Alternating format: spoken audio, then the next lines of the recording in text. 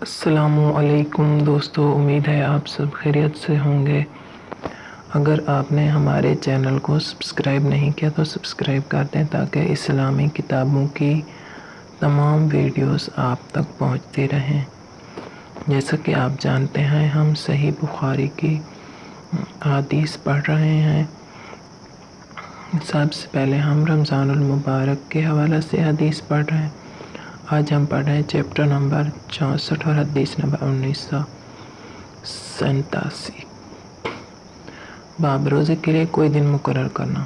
ہم سے مسدد نے بیان کیا، کہا کہ ہم سے یحییٰ نے بیان کیا، ان سے سفیان نے، ان سے منصور نے، ان سے ابراہیم نے، ان سے علقمہ نے، انہوں نے عائشہ رضی اللہ تعالیٰ عنہ سے پوچھا کہ رسول اللہ صلی اللہ علیہ وآلہ وسلم عبادات کے لیے کچھ دن خاص طور پر مخصوص رکھتے تھے؟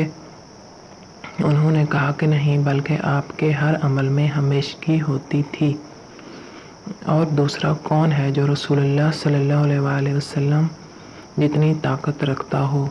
چیپٹر 65 عرفہ کے دن روزہ رکھنا۔ ہم سے مسدد نے بیان کیا، کہا کہ ہم سے یحییٰ نے بیان کیا، ان سے امام مالک رحمۃ اللہ علیہ نے بیان کیا کہ مجھ سے سالم نے بیان کیا، کہا کہ مجھ سے امام ام فضل رضی اللہ تعالیٰ عنہ نے مولا عمیر نے بیان کیا، ان سے ام فضل رضی اللہ تعالیٰ عنہ نے بیان کیا، امام بخاری رحمۃ اللہ علیہ نے کہا، اور ہم سے انہیں امام مالک نے خبر دی، انہیں عمر بن عبداللہ کے غلام ابو نضر نے، انہیں عبداللہ بن عباس رضی اللہ تعالیٰ عنہ کے غلام عمیر نے، اور انہیں ام فضل بنت حارث نے، کہ ان کے یہاں کچھ لوگ عرفات کے دن نبی کریم صلی اللہ علیہ وآلہ وسلم کے روزہ کے بارے میں جھگڑ رہے تھے۔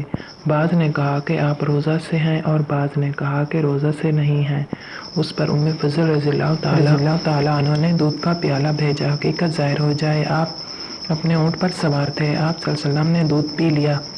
آگے کی حدیث میں ہم سے یحییٰ بن سلیمان نے بیان کیا، کہا کہ ہم سے ابن وہب نے بیان کیا، ان کے سامنے حدیث کی قرات کی گئی، کہا کہ مجھ کو عمرو نے خبر دی، انہیں بکیر نے، انہیں قریب نے، اور انہیں میمونہ رضی اللہ تعالیٰ عنہا نے، کہ جو حضرت صلی اللہ علیہ وآلہ وسلم کے روزے کے متعلق شک ہوا، اس لیے انہوں نے آپ کی خدمت میں دودھ بھیجا۔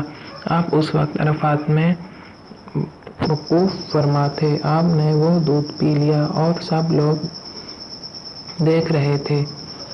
آج کی ہماری یہ ویڈیو یہاں پر ختم ہوتی ہے، ہم اپنی اگلی ویڈیو کے ساتھ پھر آپ کی خدمت میں۔ ویڈیو پسند آئی ہے تو لائک اور شیئر ضرور کرنا، دعا میں ہمیں یاد رکھنا۔ اللہ نگہبان۔